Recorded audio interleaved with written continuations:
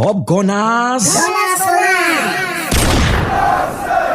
I reached out to my brother and top gunner, Kshow Showolu, about his thoughts on the state of affairs at the club. Oh, and he had a ramble about structure and Edu's departure. Here, listen.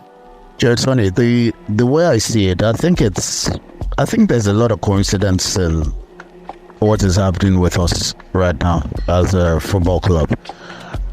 The bad speed of results is because of and it's not just about Odegaard. Nah, we started the season without Odegaard. We won at Aston Villa, we won at Tottenham, we beat PSG. Our defense, because our team is based on a solid defensive structure. And now when the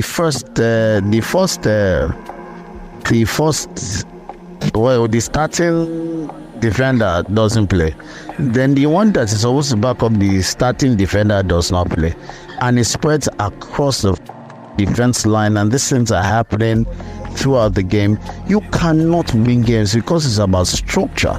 It's not just about how talented your footballers are, it's about structure. Tony, you've played football. I've played football, and I've played in places where I was usually one of the best players on the pitch. Then I've found out over time that when I also have some of what do we call it, sets. Let's play set.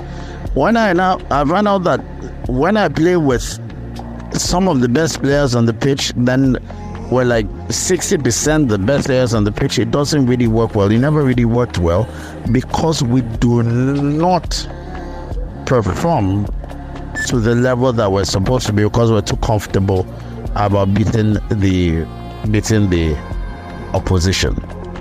Do you understand what I'm saying? So it's about structure, because when the whole team is not that talented, when there is a structure and there is less talent, it usually works much better. Example, Real Madrid right now, it's because Mbappe has their whole structure. Odegaard is very important to what we do, but we haven't had a defense to build on. We haven't. You're launching a missile into space.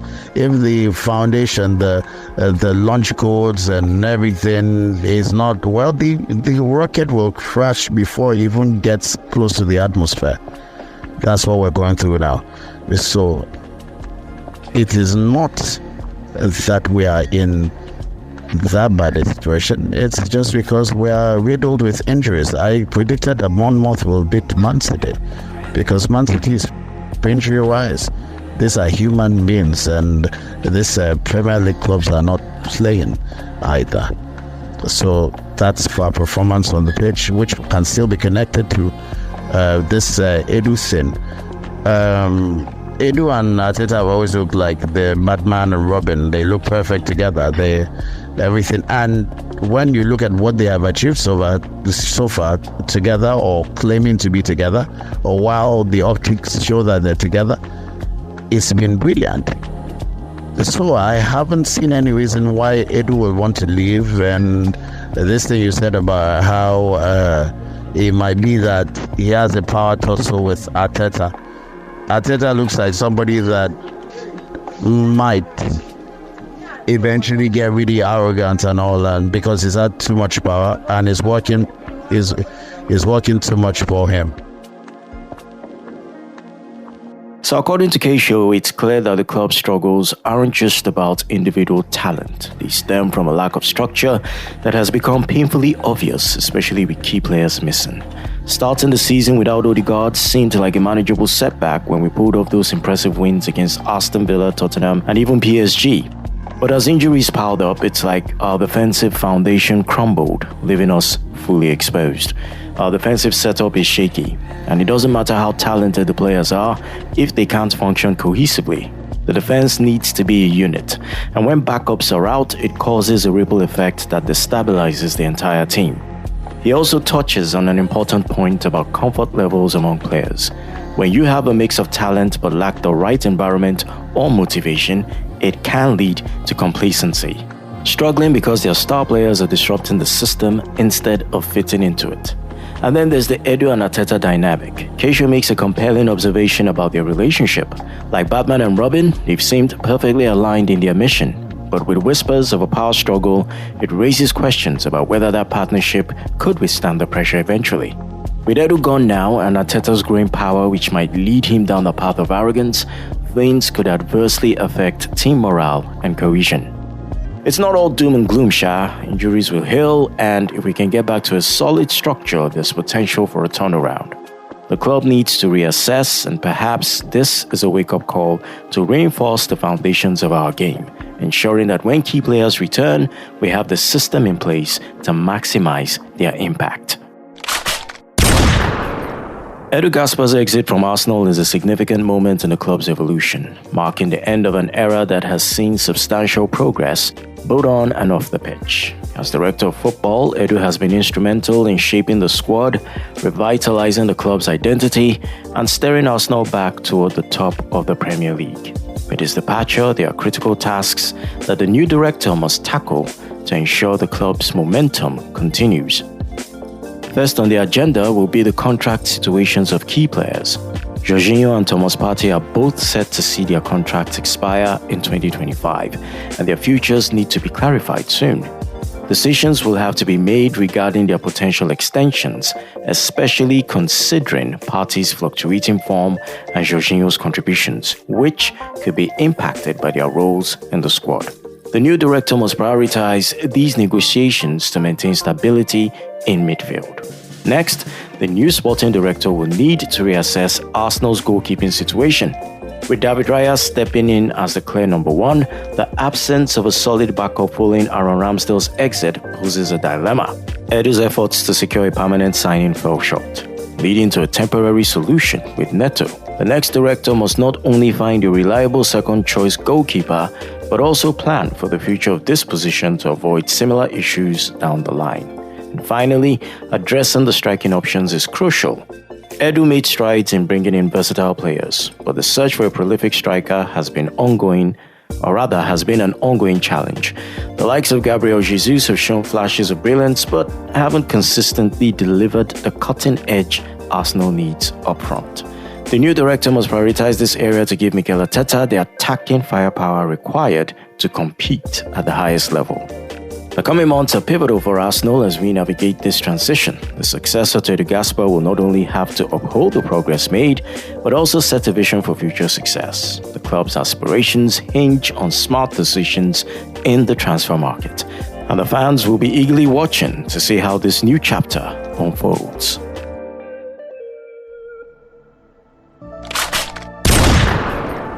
Picture this, it's a cold night at the iconic San Siro. The odds are stacked against Arsenal, and the Italian giants Inter Milan are ready to crush our Champions League dreams. But what happened next? Well, it's the stuff of Arsenal legend.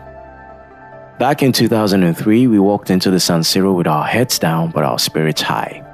It was the Champions League group stage, and we'd had a rough campaign so far. Inter had humbled us 3-0 at Highbury, and our chances looked slim.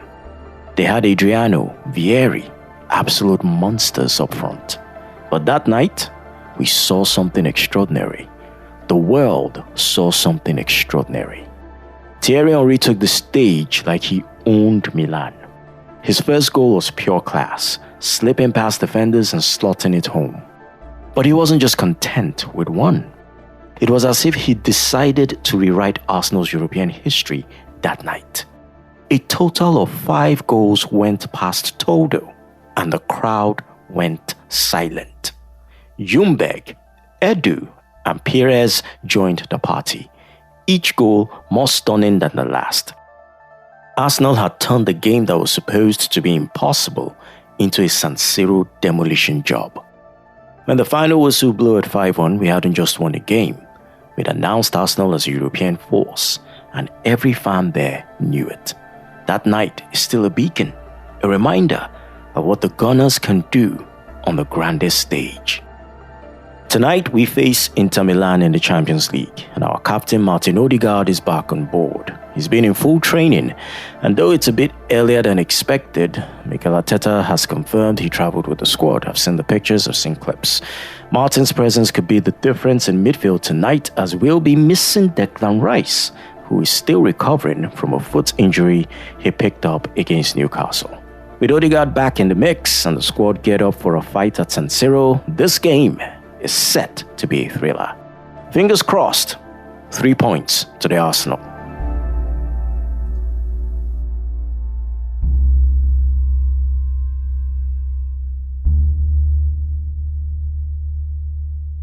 Yeah, for me, I always live by the quote, it's not what you see, it's what you believe.